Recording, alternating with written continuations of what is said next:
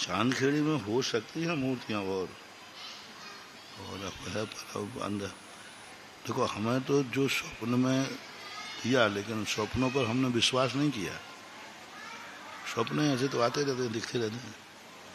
फिर इसका शिलालेख मिला एक हमें यहाँ चंद्रपुर में। फिर 150-200 साल पुराना गवर्नमेंट का इतिहास निकलवाया अंग्रेजों के समय का, कि उन्होंने ये चांदखेड़ी की जमीन चंदा प्रभु बाबा को भेंट की, देरी चंदा प्रभु भगवान की देरी को भेंट की।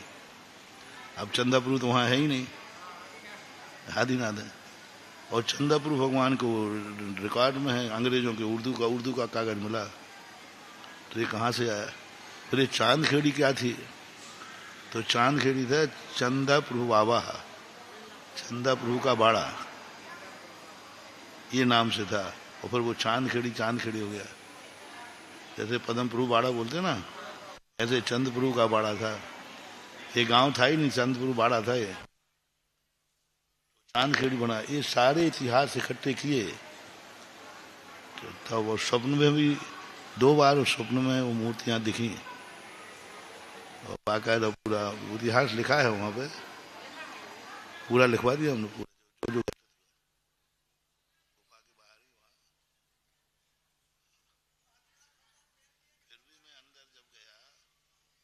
4-5 लोग थे, 2 मिस्त्री थे और कमेटी के लोग थे। पूरी रात में कहीं हल्ला मत करो, पहले क्या पता अपन हल्ला कर दें कुछ नहीं हो तो। अब इतनी मोटी मोटी दीवार है, 4-4, 5-5 फुट। अब बेचारे खोदते खोदते उनके फोड़े पड़ गए। अब जैनियों के इतनी खोदने की आदत तो है नहीं।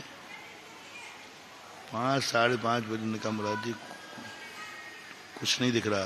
हमने थोड़ा और खोदा तो अंदर एक कमरा निकला 8x8 का। इतना साफ कमरा, धूल नाम की चीज नहीं। और पूरा एकदम कुछ नहीं हुआ। हमने यहाँ तो कुछ नहीं, चलो कि अच्छा रहा जो अपन ने बाहर ऐलान नहीं किया। फिर मैं लौट के बाहर आ गया। फिर पता नहीं क्यों हुआ, मैं एक बार और देखूं क्या। वो घन होता ना, घन पटको, तो घन पटका जमीन पे, तो एक जगह थोड़ी दरार निकली, थोड़ी सी बाल के बराबर में, कि यहाँ दरार क्यों आई। तो उन्होंने पत्थर का ज्वाइंट होगा, हमके ज्वाइंट हो तो खोदो। अब हम बाहर निकल के आ गए। देशभूषण महाराज भी वहीं से निकल के आए थे। पहले देशभूषण महाराज जी भी गए थे नीचे, आचार्य देशभूषण थे ना, वो गए थे।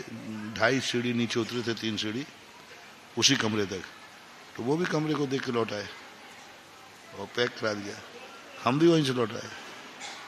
पर हम लौट के बाहर आए, पता नहीं मुझे क्या है कि, तो फिर हम अंदर घुस गए।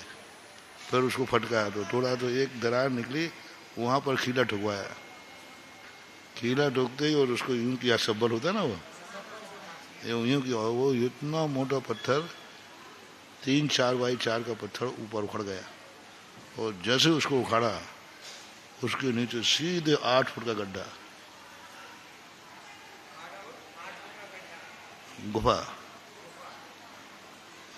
अब उसमें उतरने की जगह नहीं, एक अंगूठा रखने को जगह, जैसे 5वीं चौथी टोंक पर गिरनार गए।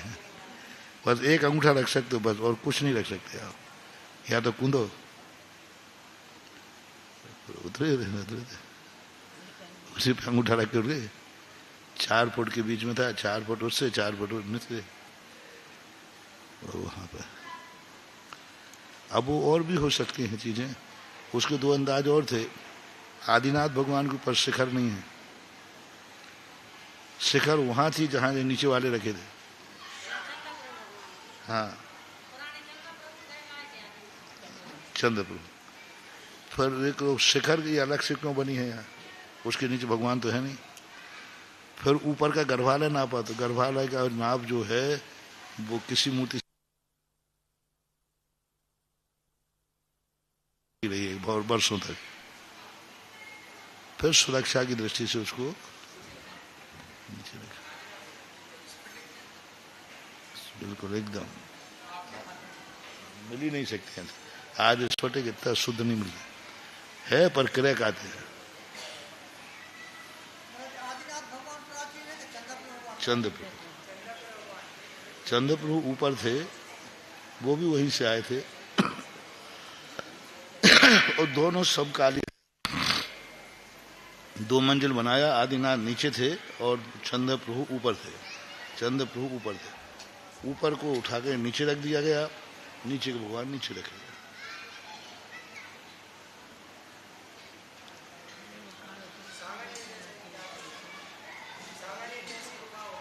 नहीं, सांगने की तो डेंजर है, ये डेंजर नहीं। ये तो मात उतरने में डेंजर है, उतरने में डेंजर है। 8 फुट नीचे उतरना है, कोई सहारा नहीं है। और फिर उसके बाद एक एक एक, एक कमरा अलग से है, एक कमरा से दो है, इसमें डेंजर बना नहीं है। सांगने तो डेंजर बहुत खतरनाक, ऑक्सीजन ही नहीं, वहाँ पूरे छिल जाते हैं, पूरे पूरे सब में छिल जाते हैं। इधर करो तो इधर चलो, इधर करो तो इधर चलो। और इतना पसीना आता है, लोटों से नहा रहे हो, बिल्कुल शरीर झूठा पड़ जाता है।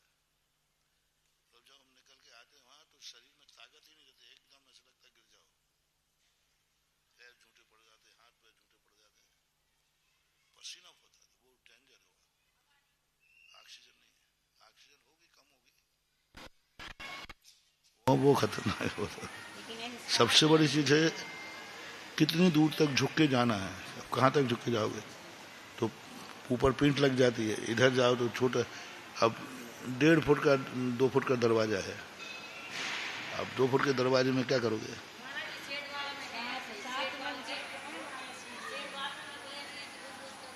झुक के जाओ, झुक के, और मूर्ति लेके आओ तो और कठिन। 5 मंजिल नीचे है। अभी हम जो ये 3री चौंदेर या 4थी मंजिल तक गए हम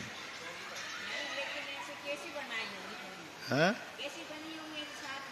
नहीं, ऊपर 2री 3री मंजिल में थोड़ा सा ऐसा पत्थर की टाँड़ बनी हुई, टाँड़ होती थी ना वो, ऐसे जैसे ये होती है, ऐसी बनी हुई है। पर 4थी मंजिल में कुछ नहीं था। 4थी मंजिल में इतना सा स्थान उतर ही नहीं पाते, उतर नहीं पाते, ऊपर से उठा कर ऐसे लाता है। अब क्या रखी, सुरक्षा की दृष्टि रखी, कैसे रखी क्या पता। सांप तो है उसमें, एक ही बार मिला, पर इस बार नहीं मिला, 94 में नहीं मिला था, एक बार मिला था, दूसरी बार 99 में मिला था, वो भी हमारी गलती से मिला।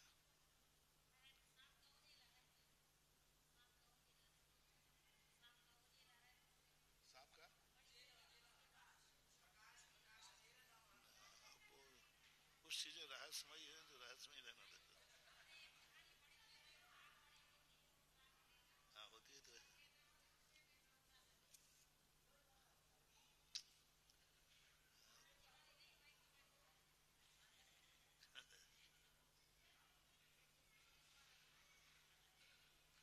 पहले शांति सागर महाराज ने निकाला था सन 1932 में, और जब वो गए थे जब घुटने पानी में गए थे, हमारे यहाँ पानी नहीं था, गीलापन था, पैर गीले होते, महाराज शांति सागर घुटने पानी में निकाल के लाए थे।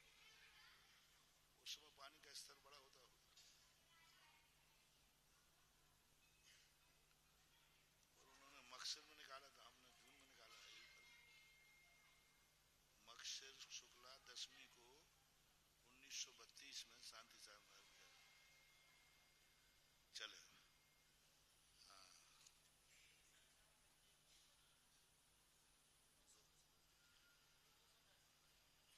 हाँ, भेद शब्द प्रत्येकम परिसमाप्यते, भेद शब्द कहाँ आया है सूत्र में? श्रुतम मति पूर्वम द्वैनेक द्वादश भेदम, यहाँ आया है। तो भेद में क्या लेना, कहाँ कहाँ लगाओगे? द्विभेदम मनेक भेदम द्वादश भेद मिति।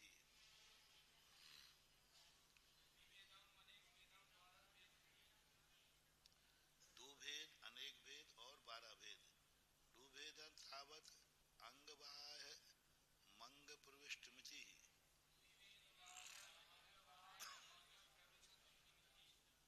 अंगबाह्य और अंग प्रविष्ट, ये क्या है? दो भेद हैं। अंगबाह्य अनेक विधम, अंगबाह्य के अनेक भेद हैं। तुलोय परिणति में अंगबाह्य के 14 भेद किए गए, एक दूसरे और आते हैं। अंगबाह्य के भी 14 भेद हैं। 10 वैकालिक उत्तरोत्याध्ययन आदि। अब 10 वैकालिक उत्तरोध्यान आदि जो हैं, ये नाम अपने यहाँ मिलते ही नहीं हैं। ये नाम श्वेतांबरों के यहाँ मिलता है। आज भी उनके यहाँ 10 वैकालिक ग्रंथ है। अपने यहाँ नाम नहीं मिल रहा। विषय तो है 10 वैकालिक में, अर्थात सामान्य रूप से कृति कर्म की चर्चा है। कैसे वंदना करना, कैसे सामायिक करना, कैसे प्रतिकोण करना, ये 10 वैकालिक का वर्णन कहलाता है। नित्य क्रियाएं, जो नित्य नैमित्य क्रियाएं हैं, उन क्रियाओं का वर्णन करने वाला 10 वैकालिक कहलाता है। आहारचर्या को कैसे जाना, किस प्रकार, ये मूलाचार की संक्षिप्त बातें। आचारांग अलग है। 10 वैकालिक है ना, अंग प्रविष्ट में से ही सारांश निकाल करके जो बनाया जाता है।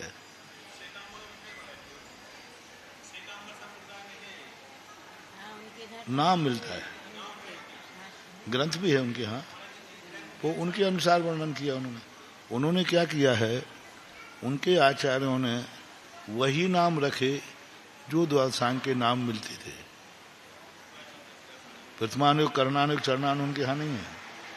उनके यहाँ द्वादशांग है, आचारांग, सूत्र कृतांग, वही नाम रखे उन्होंने।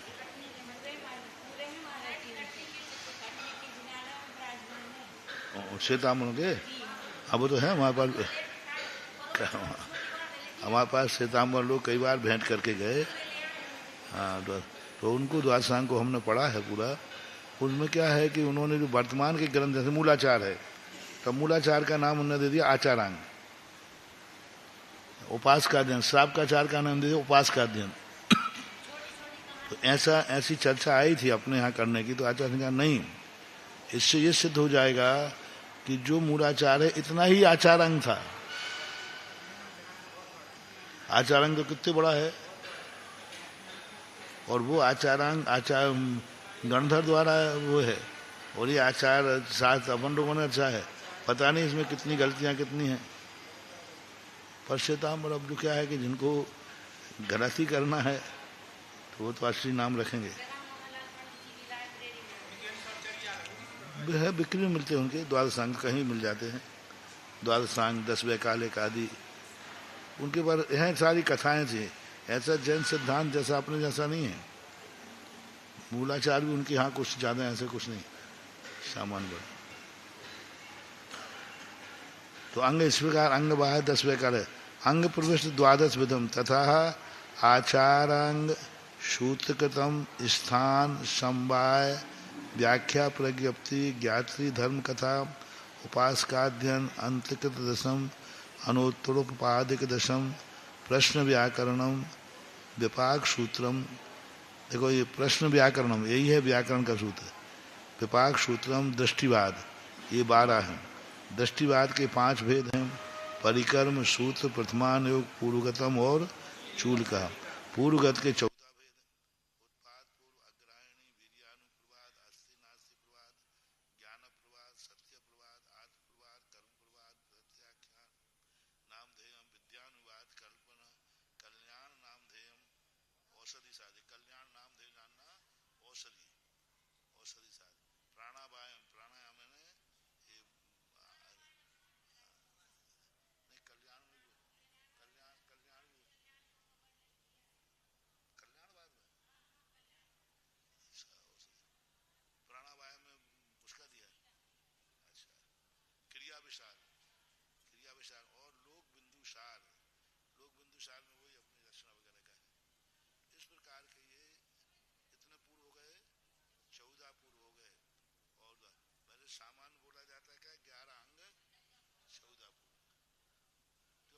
दृष्टिवाद के ही ये पूर्व अंग हैं।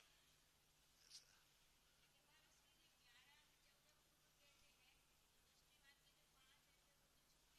बहुत छोटा सा विषय है वो। परिकर्म है, चूलिका है, और वर्तमान योग है। परिकर्म ये चार ही तो हुए। नहीं, चार हुए ना ऐसे। दृष्टिवाद के 5 वेद है ना, तो उसमें परिकर्म हो गया, सूत्र हो गया। परिकर्म सूत्र वर्तमान योग चूलिका पूर्वगत, पूर्वगत तो आ ही गया। परिकर्म हो गया, सूत्र हो गया, वर्तमान योग चूलिका। छोटा सा विषय है। इनमें सब में क्या वर्णन है, कहाँ है, इसके लिए और विशेष वर्णन मिल जाएगा। विकृतोयम विशेषा किम कृतोयम, इनमें क्या विशेषता है। वक्रति विशेष कृता, किसकी विशेषता है। वक्त्री, वक्त्री यानी वक्ता, वक्त्री के रूप चलाओ, वक्ता बनेगा। पिता,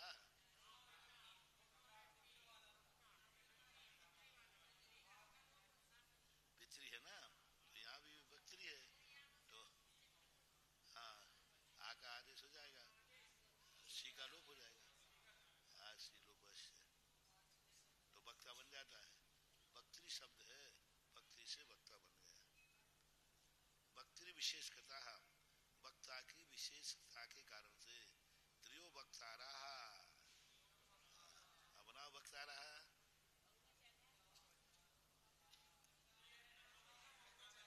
पिता, पितरऊ, पितरा, तो यहाँ क्या बनाया,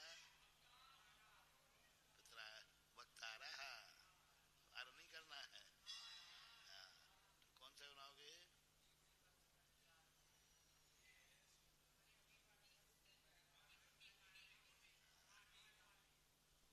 आर लगाया था ना।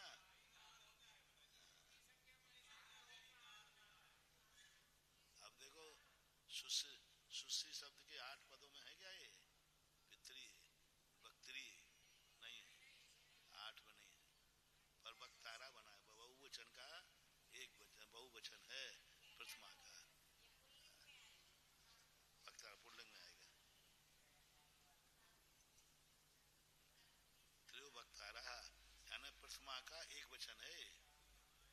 प्रथमा का बहुवचन, प्रथमा का बहुवचन क्या। वक्तारा 3 वक्ता हैं, 3 वक्ता होते हैं। क्या,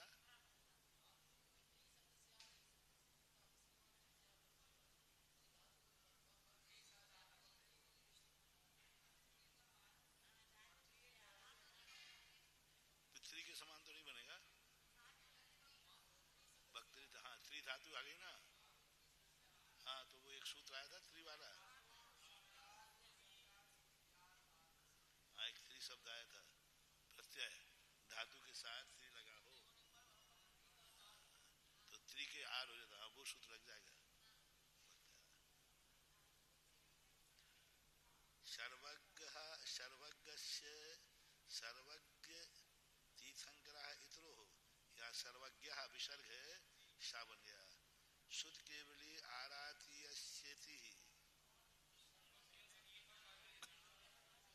वक्ता 3 है, सर्वज्ञ तीर्थंकर, शुद्ध केवली और आराती आचार्य। तत्र सर्वज्ञ ने परमर्श का परम चिंत केवल ज्ञान विभूति विशेषण अर्थता आगम उद्दिष्टा।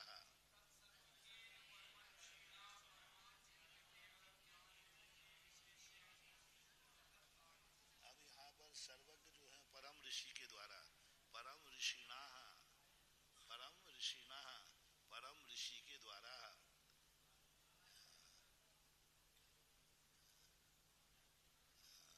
परम अचिंत, परम अचिंत यानी विशेष अचिंत केवल ज्ञान विभूति विशेषण। कैसे है वे परम ऋषि। अचिंत केवल ज्ञान, सर्वोत्कृष्ट अचिंत केवल ज्ञान की विभूति ही जिनका विशेषण है। और क्या है, अनंत आगम उद्दिष्ट, अर्थ था नहीं, अनंत नहीं, अर्थ है, अर्थतः आगम आगम के करता है, शब्द नहीं।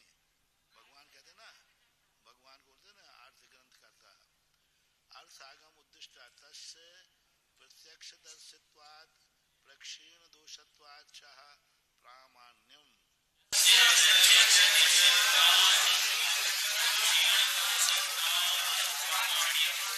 उसके प्रत्यक्ष दर्शित होने से वो क्या है, प्रक्षीण दोषत्वात् प्रामाण्यम, संपूर्ण दोषों से रहित हो गए हैं और इसलिए वो सर्वज्ञ हैं, इसलिए वो प्रमाण हैं।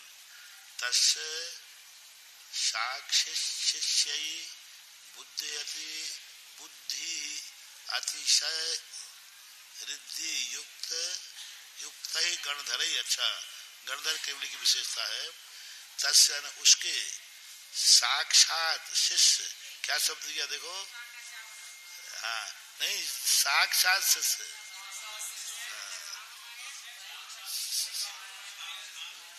परोक्ष शिष्य नहीं, अपन लोग परोक्ष शिष्यों में आएंगे।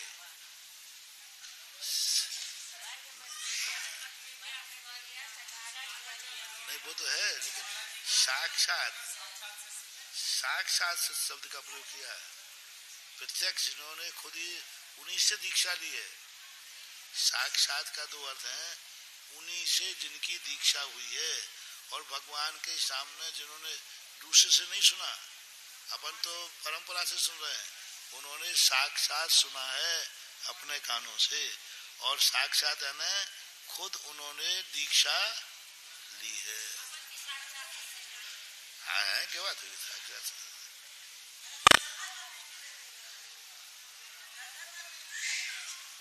हाँ गणधर परमेश्वर है, क्योंकि उन्हीं से दीक्षित हुए हैं वो। साक्षात सिद्ध कैसे हैं, बुद्धि अतिशय रिद्धि युक्त, उनकी बुद्धि कैसी है, अतिशय रिद्धि से युक्त। ऐसे गणधरों के द्वारा शुद्ध केवली के द्वारा, अब दो आ गए ना, यहाँ गणधरों के द्वारा शुद्ध केवली भी अनुस्मृत, और शुद्ध केवलियों के द्वारा जो अनुस्मृत ग्रंथ रचनम, ग्रंथ की रचना को अंग पूर्वम लक्षणम, अंग और पूर्व का जो लक्षण है वो क्या है, क्यों कहते हैं इनको अंग पूर्व, जो अतिशय सारी गणधरों के द्वारा और शुद्ध केवलियों के द्वारा रचा जाए वो अंग और पूर्व कहलाता है। तत्प्रमाणम, क्यों प्रमाण क्यों है, क्योंकि साक्षात शिष्य थे। तत्प्रामाण्यात, वो प्रमाण है। सत्प्रमाणम, कौन प्रमाण है, गणधर परमेष्ठी, तो उनका कहा हुआ वचन भी प्रामाण्य होने से। आरातीय पूर्व पुनराचार्य, आरातीय ने उसके बाद में जो अन्नाचार्य हुए, काल दोषात संक्षिप्त आयु मति बल शिष्यानुग्रहतम, काल दोष से संक्षिप्त आयु ने छोटी आयु वाले हैं, छोटी आयु वाले हैं। और क्या है, आयु मति और बल शिष्यानुग्रहार्थम, अपने मति और बल के क्षयम से शिष्यों के अनुग्रह के लिए 10 वैकाले कान उद्दिष्टम, जो जरूरी है उतना कथन कर दिया, जितना जीवन के लिए जरूरी था उतना कथन कर दिया।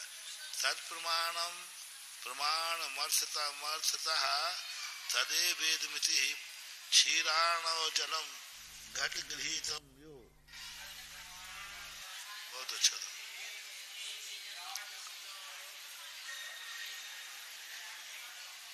कितना बढ़िया समाधान किया, कितना अच्छा है। ठीक है, सर्वज्ञ भगवान प्रमाण हो गए, शुद्ध केवली प्रमाण हो गए, ये आचार्य प्रमाण कैसे हो गए, इनकी तो बुद्धि नहीं ज्यादा, बुद्धि नहीं, बल नहीं, ज्ञान भी ज्यादा नहीं, ये प्रमाण कैसे हो गए। तो कितना बढ़िया दिया उन्होंने कि तद प्रमाणम अर्थतः तद एव इदम, वह जो प्रमाण रूप आगम था उसी में से ही ये जो कथन किया है वो इसलिए प्रमाण है। जैसे समुद्र में से पानी निकाल लिया जाए घड़े में तो थोड़ा जरूर है, लेकिन है तो कितना बढ़िया, कितना बढ़िया। मतलब आगम अपार था, उतना ज्ञान तो नहीं, एक घड़े भर सही, लेकिन है तो पानी समुद्र का ही मानना चाहिए, इसलिए प्रमाणम बहुत अच्छा था। व्याख्यातम परोक्षम, व्याख्यातम परोक्षम, प्रत्यक्षम इदानीं वक्तव्यम। अब जो परोक्ष का यहाँ तक किसका ज्ञान हो गया? परोक्ष का। अब प्रत्यक्ष को वक्तव्यम कहना चाहिए। तद्विधम देश प्रत्यक्षम सर्व प्रत्यक्षम च। देश प्रत्यक्षम अवधि मना पर्याय ज्ञान है। देश प्रत्यक्ष जो है अवधि और मना पर्याय ज्ञान होने पर सर्व प्रत्यक्षम केवलम यद एव मिदमेव तावदवधि ज्ञानम त्रिप्रकारस्य प्रत्यक्षाद्यम व्याक्रियतां मित्यत्रोच्यते।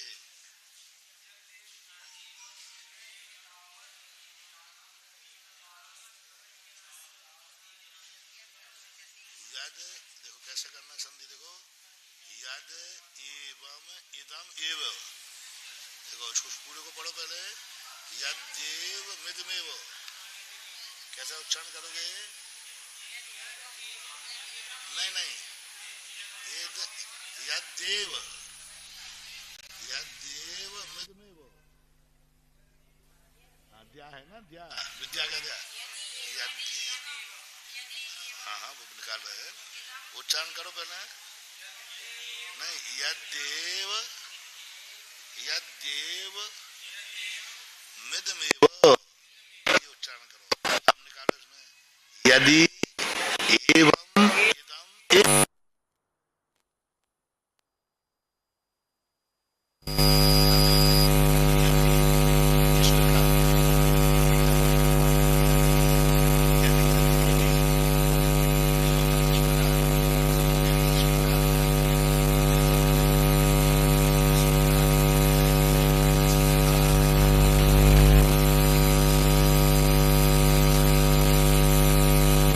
प्रत्यक्षाद्यम व्यतिक्रियतामृतोच्यते।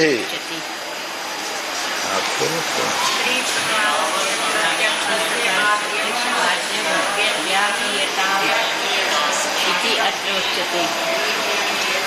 तो इस प्रकार से जो है, हाँ इसी प्रकार से, इस प्रकार से वह जो अवधि ज्ञान है वह किस प्रकार का हुआ? तीन प्रकार। तावत अवधि ज्ञानम त्रि प्रकारस्य, अवधि ज्ञान के तीन प्रकार है। प्रत्यक्षस्यात् यम, प्रत्यक्ष के आद्यम, आदि के क्या लेना? व्यतिक्रियताम मिति अत्र उच्यते। व्यतिक्रियताम यानी व्यतिक्रिया का बोलते हैं उनकी क्रिया की अपेक्षा, उनकी जो क्रिया है जानने की, उसकी अपेक्षा से यहाँ कथन किया गया है। दुविधो अवधि भाव प्रत्याह,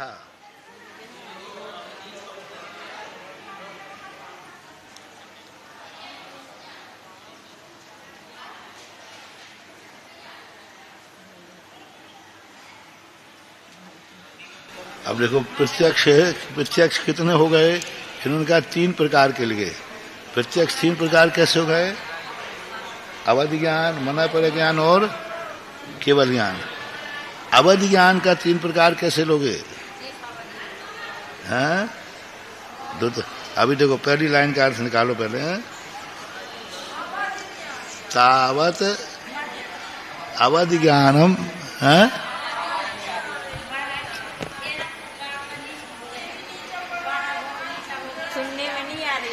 तो मैं क्या करूं? तो यद एवं इदम तावत अवधि ज्ञानम त्रिप्रकारस्य प्रत्यक्षस्य आद्यम। अब यहाँ त्रिप्रकार शब्द का प्रयोग किया। त्रिप्रकार शब्द का देखो किस लिए प्रयोग कर रहे हैं?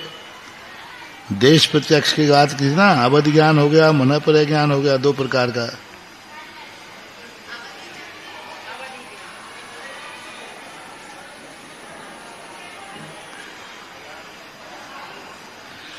पहले 3 प्रकार का प्रत्यक्ष, वही 3 लेना। अवध ज्ञान के 3 भेद नहीं है। पहले जो हमने 3 भेद कहे थे, अवध ज्ञान, मन प्रज्ञान, केवल ज्ञान, आद्यम जो कथित किया था उसमें, हाँ आदि में उसको कहते हैं व्याक्रियताम इति ही। व्याक्रियता माने उसी क्रिया की अपेक्षा से। दुविधो अवधि मना पर क्षयोपशम निमित्त अवधि दो विधो अवधि भाव प्रत्यय क्षयोपशम निमित्त चेती। अब 2 प्रकार का अवधि ज्ञान हुआ, एक भाव प्रत्यय और एक क्षयोपशम निमित्त। कहते हैं भाव प्रत्यय, भाव प्रत्ययो बधिर देव नारकाणाम। भाव प्रत्यय, भाव प्रत्ययो बधिर देव नारकाणाम। अब यहाँ क्या छुपा हुआ है? तो क्या क्या क्या, क्या था यहाँ? भाव प्रत्याह विसर्ग है, तो विसर्ग का हुआ। अवधि देव नारकाणाम, और अवधि ज्ञान जो है देव नारकियों को होता है। भाव इति उच्यते को भवः आयु नाम कर्मोदय निमित्त आत्मनः पर्यायो भवः।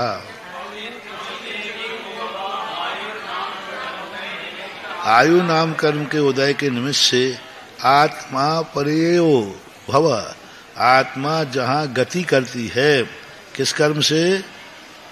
वर्णमन करती है, गति करती है, तो इसको क्या है? भाव बोलते हैं। प्रत्यय कारणम निमित्तम इति अनर्थांतरम। प्रत्यय कहो, कारण कहो, निमित्त कहो, ये अनर्थांतर हैं। ये सामान्य है परिभाषा, हालांकि प्रत्यय में, कारण में, निमित्त में बहुत अंतर है। भवा प्रत्ययो अश्य भाव प्रत्यो बधिर देवनान कारणाम वेदितव्यः।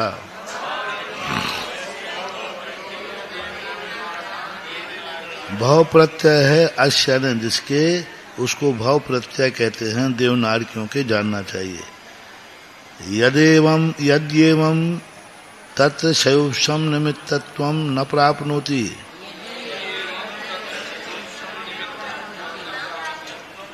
वहाँ शैवसम निमित्त नहीं है, मतलब वहाँ पर शैवसम तो है, लेकिन शैवसम के कारण से अवधि ज्ञान नहीं हुआ है, भाव के कारण हुआ। तो क्या भाव प्रत्यय वाले का ज्ञानावरणी कर्म का क्षयोपशम नहीं है? है। देखो 2 चीजें हैं, ठंड पड़ रही है सो ठंड लग रही है, ठंड पड़ रही है सो ठंड लग रही है, कि बुखार है सो ठंड लग रही है? ठंड तो दोनों बराबर है ना। तो अब इसमें निमित्त ठंड के कारण कांप रहा है कि बुखार के कारण? हाँ, बस ऐसे ही है। ठंड तो है, क्षयोपशम तो बनेगा, लेकिन वो क्षयोपशम भाव के कारण है। ठंड तो लग रही है, लेकिन वो वातावरण के कारण नहीं है, ठंडी का समय नहीं है, बुखार के कारण है। तो वहाँ बुखार निमित्त माना जाएगा ठंड में।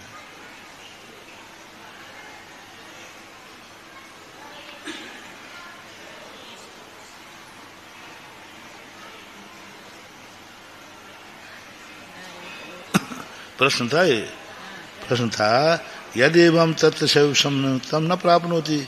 यदि ऐसा है, आपने भाव प्रत्यय कहा है, तो वहाँ क्षयोपशम नहीं होता क्या निमित्त रूप में? तो आचार्य कहते न एष दोषा तद आश्रयात् तद सिद्धे। उस आश्रय की अपेक्षा कि उस क्षयोपशम ने, जैसे अभी हमने कहा ना, इस ठंड ने आश्रय किसका लिया है? मौसम का या बुखार का? तो आश्रय है इसलिए।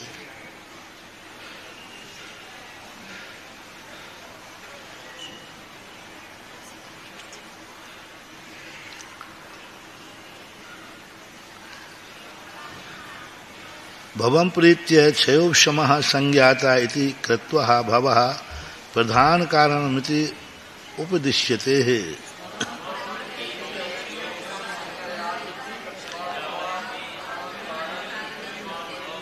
भाव की प्रतीति से, कितना अच्छा शब्द दिया, भाव प्रतीत्य, भाव की प्रतीति यानी उत्पत्ति से क्षयोपशम संजाता है, क्षयोपशम उत्पन्न हुआ है। इति कृत्वा, ऐसा करके भाव प्रधान कारणमिति उपदिश्यते, भाव को प्रधान कारण कहा है। यथा पक्षपत्रो गगनमाकाशे भाव निमित्तम,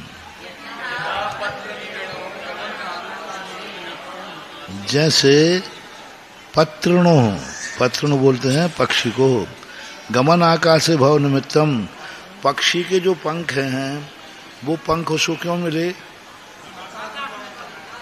मिले? भाव के कारण, और कोई कारण नहीं है। क्योंकि पक्षी जाति में जन्मा है, इसलिए आकाश में उड़ने का मिला। आकाश में उड़ रहा है पंखों से, तो पंख किससे मिले? भाव से। सबको तो नहीं मिले, तो भाव जो और किसी को कोई लगाना चाहे तो नहीं लगना। ना शिक्षा गुण विशेषा,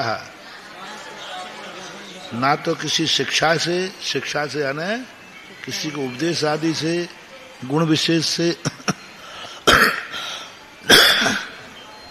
तथा देवनारकाणाम व्रत नियमाद्य अभावेपि जायते, क्योंकि देव नारकियों के व्रत नियम के अभाव होने पर जायते इति भाव प्रत्यायति उच्यते, उनके भाव प्रत्यय से ही उत्पन्न होता है। इतरता ही भाव साधना इति कृत्वा सर्वेषाम अविशेषा स्यात्,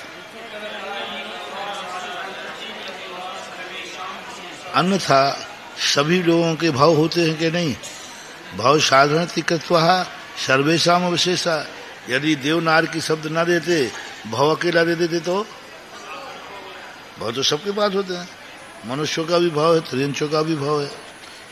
तो ऐसा इससे चाह तत्राब्धे प्रकाश, एक लाइन छूट गई, यथार्था ही हो गया है। इससे चाह तत्रावधे प्रकाशा प्रकर्ष वृत्ति ही,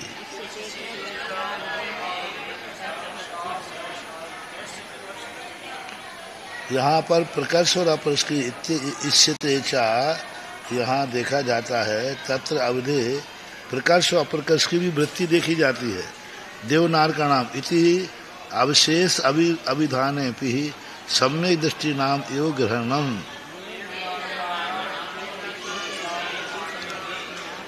इति अविशेष अभिधाने भी, यहाँ देवनारकियों के कोई विशेषता नहीं है। इति अविशेषाविधाने भी सम्यक दृष्टि नाम एवं ग्रहणम। अकेला अवधि बोल देते, अवधि दो प्रकार का होता है, भाव प्रत्यय और क्षोभ सम्यक। कितना अच्छा शब्द, देखो उन्होंने कितना बढ़िया शब्द दिया। यदि अवधि बोल देते तो क्या हो जाता? भाव लगा दिया जिससे उन लोगों को संकेंद्र है, भाव लगा दिया जिससे उन लोगों को संकेंद्र है। प्रकाश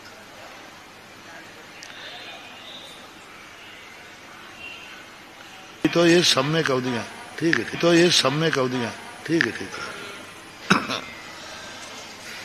क्योंकि अवधि ज्ञान ग्रहण किया है, मिथ्या दृष्टि को तो कुअवधि ज्ञान होता है। ठीक। महाराज श्री जी एक प्रश्न पूछना चाहते हैं कि 8 प्रकार का बंध होता है और उदय भी होता है और उदीर्णा भी होती है, ये तीनों एक साथ कैसे होती हैं? ये बंध को प्राप्त हो रहे हैं, उन परिणामों से उदीर्णा पहले बारे की हो रही है। पहले बारे की जो पहले बंधे हुए कर्म हैं उनकी उदीर्णा हो रही है, और नए का जो बंद कर रहा है और उदीर्णा में दिए हुए द्रव्योदय में आ रहे हैं। तुम्हें क्या पूर्व कर दो कर्म लगा दो ना। नहीं तो जैसे बंध का परिणाम है, उदय का परिणाम और उदीर्णा का परिणाम भिन्न नहीं होंगे क्या? नहीं नहीं नहीं, कोई भिन्न नहीं। एक ही परिणाम से बंध उदय उदीर्णा सब देखा जाता है। उदाहरण दिया उन्होंने, एक ही कारण से अनेक कार्य देखे जाते हैं। जैसे कि परिणाम एक है लेकिन कार्य 3 देखे जा रहे। अग्नि का उदाहरण देते ना, जलाना, पकाना, प्रकाश। तो इसी प्रकार वहाँ, क्योंकि जो बंध का परिणाम है वही उदीर्णा का परिणाम है।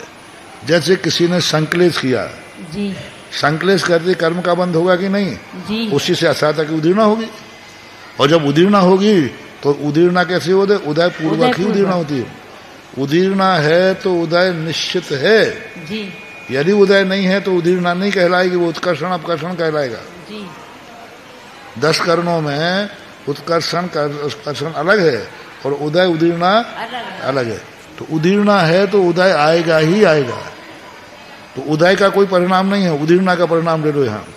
तो जो बंध का परिणाम है वह उदीर्णा का परिणाम है। अब आओ आघातीय कर्मों में। आघातीय कर्मों में प्रतिपक्षी प्रकृति लो।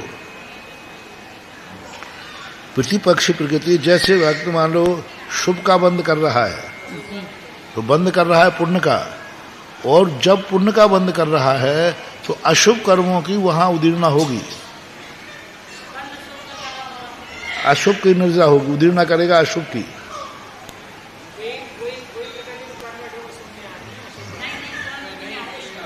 नहीं, परिणाम देखना, शुभ कर्म में शुभ बंध के समय अशुभ की उदीर्णा नहीं करता, शुभ परिणामों से अशुभ की उदीर्णा करता है। शुभ से जिस समय पुण्य का बंध हो रहा है सामान, उस समय पुण्य का ही बंध हो रहा है, वो पाप में कुछ नहीं कर रहा है। लेकिन ऐसा शुभ भाव से वो दुखदायी कर रहा है, जैसे उपवास। उपवास परिणाम शुभ है कि नहीं? लेकिन योग अशुभ है कि शुभ? मतलब कष्ट हो रहा है कि नहीं? तो असाता की उदीर्णा है, वो तो है ही कर, तुम मानो या नहीं मानो, वो तो उपवास कर, कुछ भी करो उस समय तुम वह उस समय तो असाता की उदीर्णा होगी। तीर्थंकर भी करेंगे तो, बाहुबली करें तो, फीलिंग करो या ना करो, उपवास करो या ना करो, मानो फीलिंग होती है, पकड़ में नहीं आ रही हो तो बात करता तो वो ग्रहण, तो उस समय उपवास कर रहा है, तो बंद किसका हो रहा है? पुण्य का। क्योंकि अभिप्राय क्या है? चोखा है, पुण्य का बंद। लेकिन असाता की उदीर्णा कर रहा है, असाता। तो असाता जब जब पुण्य का बंद होगा, अच्छे पुण्य का, उस समय वो नियम से असाता की उदीर्णा करेगा ही करेगा। लेकिन महाराज श्री जी में 8 कर्मों में ही समझना चाहते कि 8 कर्मों का बंध भी हो रहा है और उदय और उदीर्णा 8 कर्मों की हो रही है। एक परिणाम में 8 शक्तियां है ना, अपने कल समझा था ना, एक ही परिणाम में 8 कर्मों को बांधने की शक्ति है, एक ही परिणाम, और भिन्न जाति की है, भिन्न जाति की है, एक जाति की नहीं। उधर साता बांध रहा है, इधर नीचकोत बांध रहा है, भिन्न जाति लगाना। उधर साता बांध रहा है, यहाँ गोत्र क्या बांध रहा है, एक समयवर्ती परिणाम से, और उधर जाके नरकायु बांध रहा है, यदि 8 बंध रहा है तो ऐसा नहीं कि नरकायु जब बनती है तो नियम से असाता का ही बंद कर रहा हो, नियम से वो चुगोत का ही बंद कर रहा हो, या नीचगोत का ही बंद कर रहा हो, ऐसी संदिग्ध नहीं है। सब परिणाम, पूरे परिणाम अपन देख लो ना, उस पर एक ही संबंधी परिणाम में कितने अंश छुपे हुए हैं। एक ही कोई वस्तु अपन खा रहे हैं, उन्होंने उदाहरण दिया है गोमर सरकार ने कि भोजन अपन ने एक किया कि अनेक, पर कितनी धातु बनी?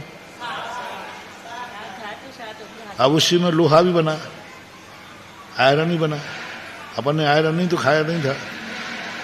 लेकिन उस गेहूं में जैसे 7 धातु रूप पर्ण करने की शक्ति है, गेहूं एक है, उसी प्रकार हमारा परिणाम एक है, लेकिन 8 भागों को परिणमन करने की शक्ति रखता है एक समय में। उदय, उदीर्णा, बंध, उत्कर्षण, अपकर्षण, किसी कर्म का उत्कर्षण अपकर्षण कर रहा है किसी कर्म का, हाँ किसी कर्म का।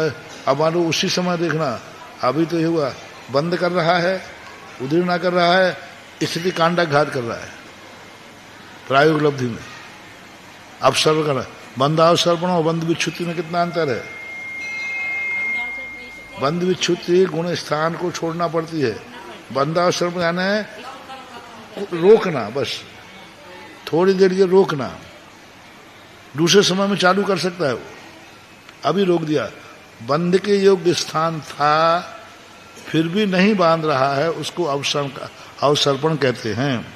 बंद का स्थान ही नहीं है, सो नहीं बांध रहा है, उसे बंद विच्छुत्ति कहते हैं। अब एक समय में वह व्यक्ति बंधावसर्पण कर रहा है, उदीर्णा कर रहा है, असंख्यात लोक प्रमाण एक परिणामों में भिन्नता होती है। एक परिणाम में असंख्यात लोक प्रमाण की शक्तियां भरी पड़ी हैं, कितने प्रकार की। जो दवाई ले रहे हो वो फायदा ही कर रही है कि कुछ साइड इफेक्ट भी कर रही है? देखो आगे ना, ये फायदा कर रहा है ना, लेकिन वो नुकसान भी पहुंचा रहा है। तब एक दवाई दो कैसे विपरीत कार्य कर रही है? या तो फायदा ही करना चाहिए या नुकसान करना चाहिए। नहीं, फायदा भी कर रही है लेकिन कुछ अंश में नुकसान भी पहुंचा रही है। ऐसा व्यवस्था बनती है। कर्म का एक बार बंटवारा होता है 7 कर्मों में, तो फिर वो कैसे? वो सब परिणामों के अनुसार होता है। एक समय में सब होना है, बंटवारा भी हो जाता है। एक समय में बंटवारा हो जाता है, बंद हो जाता है, स्थिति हो जाती, सब कर देते हैं। अभी तुम्हारा विज्ञान उस टेक्नोलॉजी में पहुंचे ही नहीं है, नहीं कर सकता। एक समय में इतने कार्य कराए, कंप्यूटर ही नहीं करे, कोई नहीं करेगा।